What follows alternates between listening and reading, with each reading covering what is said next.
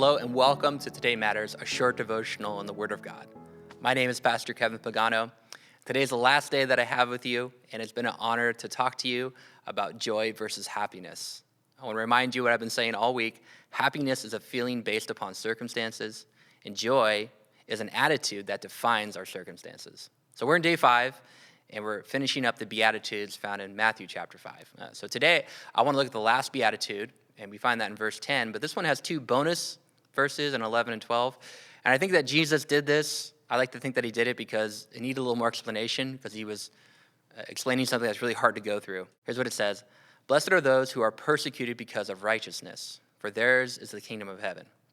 He goes on to say this, blessed are you when people insult you, persecute you, and falsely say all kinds of evil things against you because of me.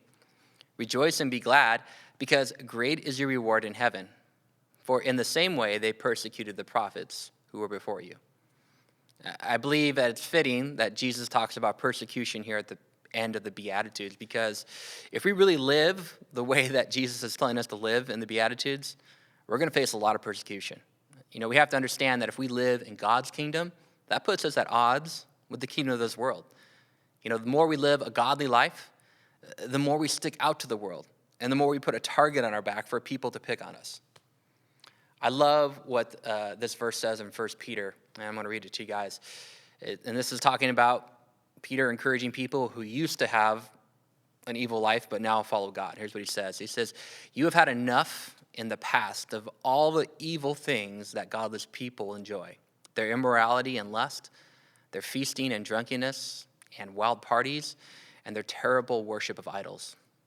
Of course, your former friends are surprised when you no longer plunge into the flood of wild and destructive things they do. So they slander you. But remember that they will have to face God, who stands ready to judge everyone, both the living and the dead. That's 1 Peter 4, 3 through 5.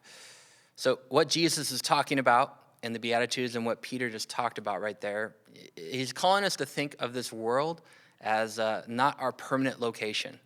So he's calling us to live as people who are citizens of God's kingdom.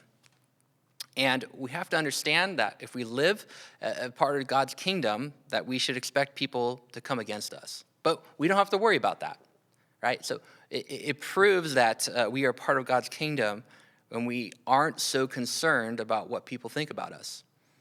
And that really comes to that. The rub right there is we really prove that we aren't concerned about what people think of us is when we can handle people ridiculing us and poking at us and pushing us and prodding us and trying to pull us back into their kingdom. So this is important for us to understand, is that as we become a part of God's kingdom, we are separating ourselves from this world.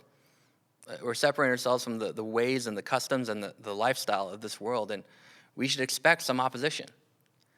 So having that mindset, it's really important to have that mindset, because we need that knowledge to help us endure what we might face in this world. So what I want you to think about today is, if you think about your relationship with God and how you get to live as a citizen in his kingdom, that's something that if you truly live that way and you face persecution, you don't have to worry about it, because you're not part of this world anymore. So believing that can be a consistent source of joy. So today what I want you to think about is, how has the world been poking at you and trying to trip you up? And think about this. What has following Jesus cost you? So I pray that today that you would learn to find the blessing in your suffering, because it's proof that you are a citizen of God's kingdom. So it's been great to spend a little time with you each day, and I hope that you will take Jesus' invitation to live your life God's way and by his power. So if you truly apply the Beatitudes to your life, I can't promise you that you're going to be always going to be happy. In fact, the opposite is true. But what I can promise you is that you'll find an everlasting source of joy. Thanks for watching. Be blessed.